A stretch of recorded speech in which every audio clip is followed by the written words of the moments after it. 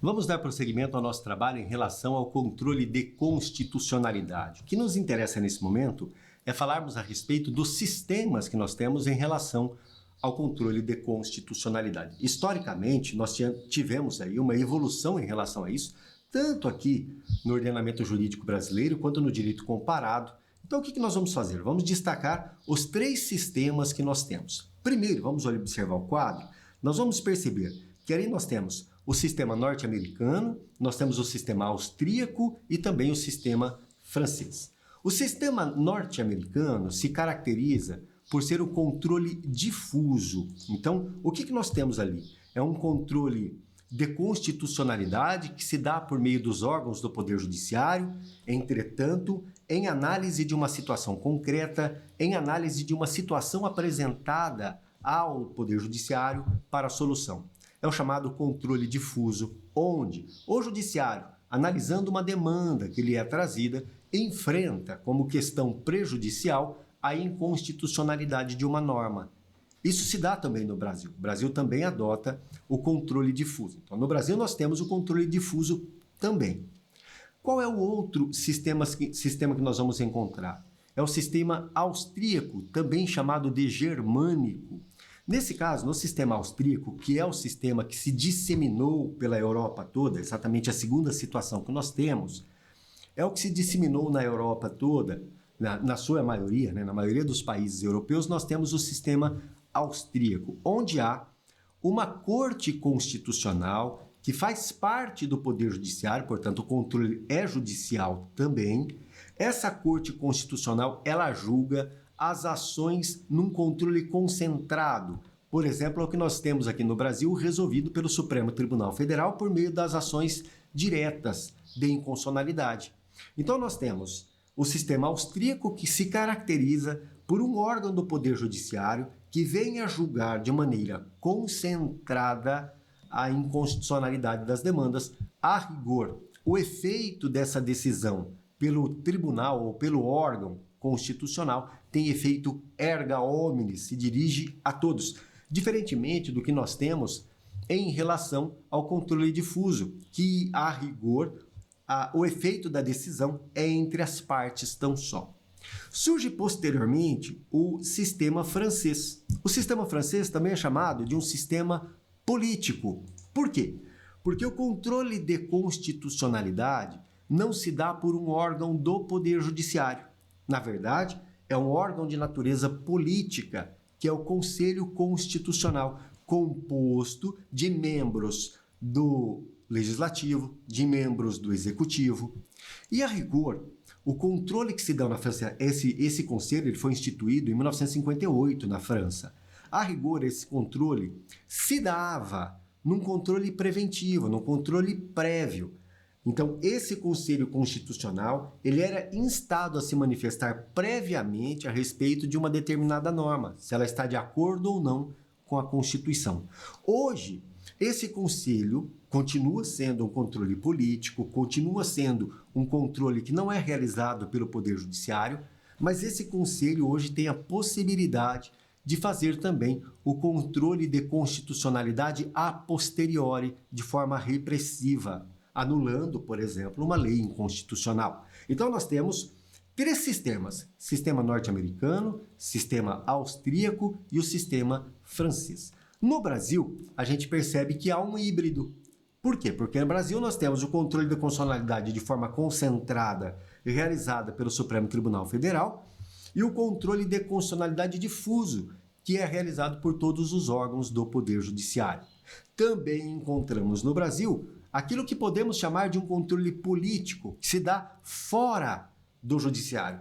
É o controle que nós vamos encontrar no Legislativo e no Executivo. Então, eu posso dizer que no nosso caso nós temos ali um sistema híbrido, onde eu tenho a junção das características do controle norte-americano, as características do controle austríacos e de maneira muito tênue, mas muito tênue, também temos o controle francês, quando eu tenho, por exemplo, o legislativo apreciando, o executivo, perdão, e o legislativo apreciando as normas constitucionais de maneira preventiva, por exemplo. Tá bom? Então vamos lá. Agora, em relação ao nosso tema, nós vamos passar a uma outra questão.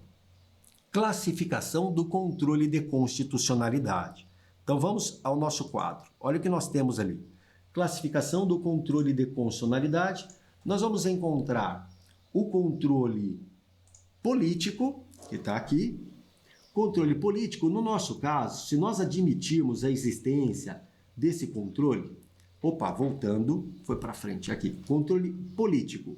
Se nós admitirmos a existência desse controle, que é o controle político, ele será realizado pelo legislativo. Então vamos anotar aqui. Então vamos pegar aqui, controle político.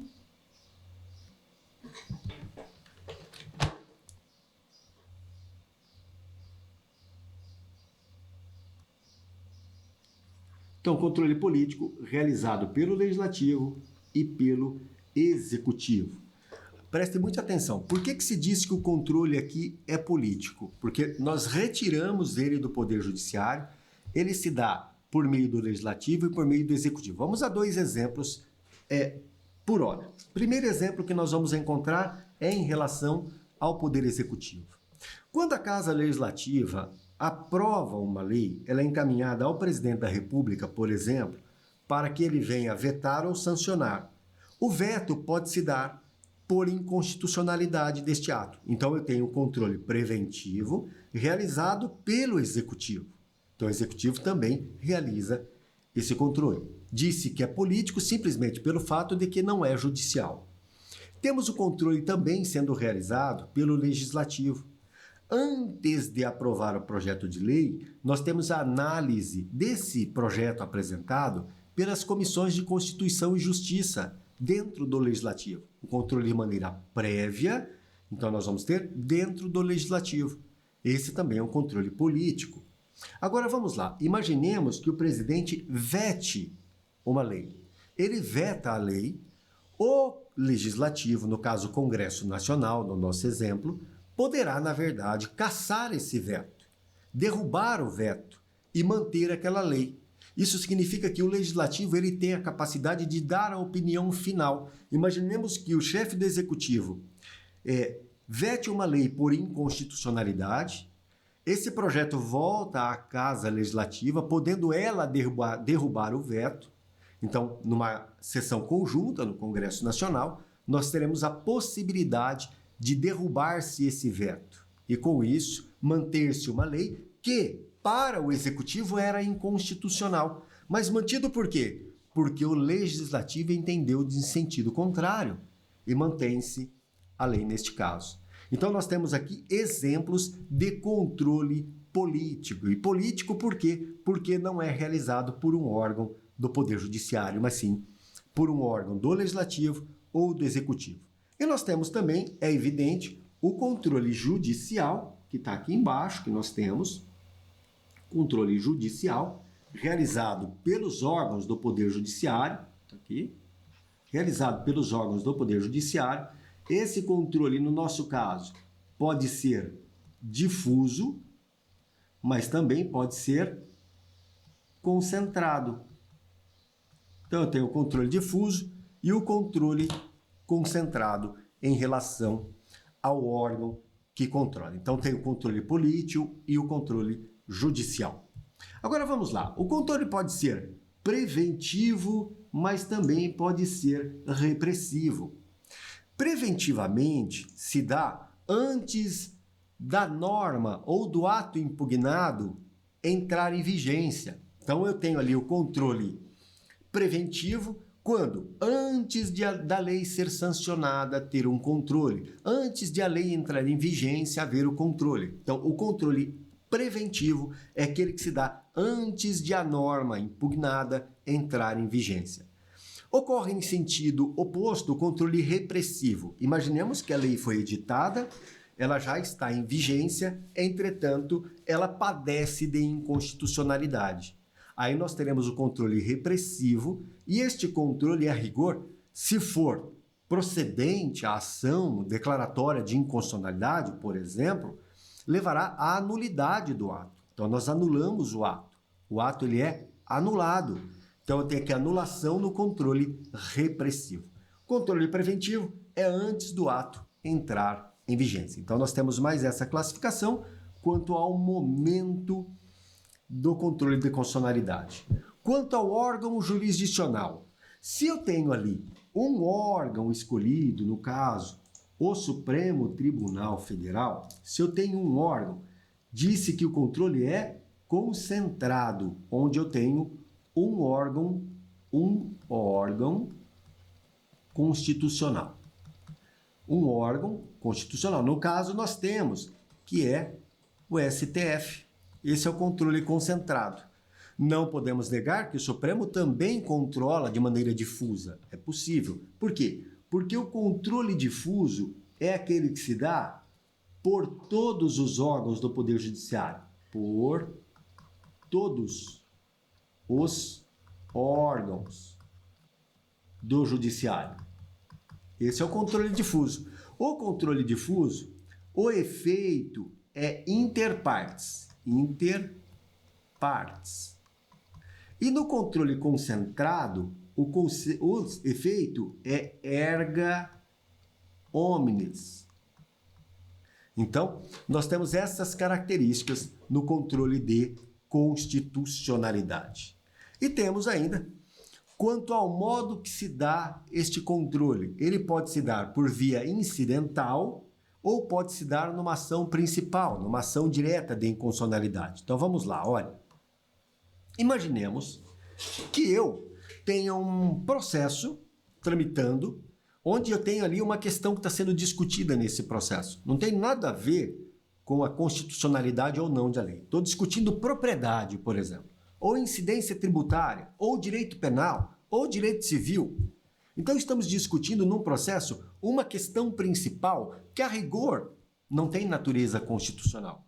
Entretanto, é trazido por esse processo como uma questão prejudicial, um tema constitucional. Ora, estamos falando de um direito de propriedade em razão de uma lei B, mas essa lei B é inconstitucional. Para eu solucionar essa questão acerca da propriedade, é necessário superar a questão quanto à constitucionalidade ou não da lei. Então o juiz vem e decide: julgo procedente a ação, declaro que a lei é inconstitucional e, em razão disso, a propriedade é de tal sujeito.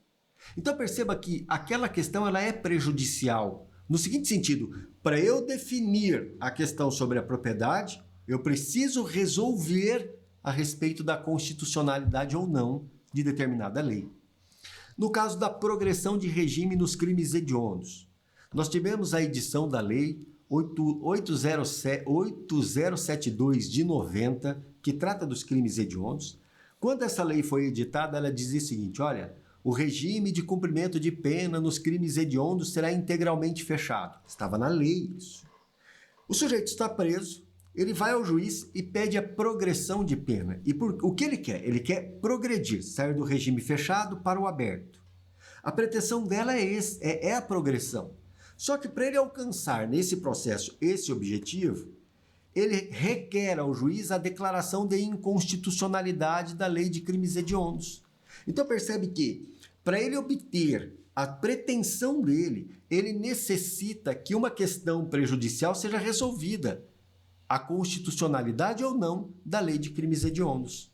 Então esse é o controle incidental que se dá dentro de um processo que trata de uma questão concreta, e a inconstitucionalidade ou não da lei se dá dentro desse processo de forma incidental. Neste caso, neste processo, eu estou discutindo um direito subjetivo do sujeito. Eu, então, estou diante de uma ação subjetiva. Agora, o controle, ele pode se dar, quanto ao modo, ele pode se dar dentro de uma ação principal, que é a via principal ou ação direta. Nessa via principal ou nessa ação direta que eu tenho aqui, na verdade, o que se objetiva é, preste muita atenção, a declaração de inconstitucionalidade da lei. Não se busca outra coisa. Pretende-se, por meio da ação, reconhecer-se a inconstitucionalidade de uma lei. Essa ação principal, ou essa ação direta, ela é apresentada no órgão que realiza o controle concentrado, no nosso caso, o Supremo Tribunal Federal, e a ação é proposta pelos legitimados que estão mencionados no artigo 103. A rigor, a decisão tomada por via principal ou por via de ação direta é uma ação com efeito erga omnes, produz efeito para todos. Obviamente que é possível a modulação de efeitos hoje. Então vamos lá. Quais são os modos de controle de constitucionalidade? Tenho por via incidental, que se dá no controle difuso, e tenho por via principal ou de ação direta, que se dá no controle concentrado. Então, eu tenho essa classificação quanto ao modo de estabelecer-se o controle. Então, vamos voltar um pouquinho no nosso material ali. Deixa eu só voltar ali um pouco para a gente destacar o que nós vimos nessa aula. Então, vamos lá, olha, vamos analisar aqui juntos. Falamos do sistema norte-americano, que é difuso, sistema austríaco, que é concentrado, e o sistema francês, que é o sistema político. Falamos também da classificação do controle de constitucionalidade. Nós temos o controle, levando em conta a natureza do órgão, eu tenho um controle que pode ser um controle político, eu tenho o controle que pode ser um controle judicial.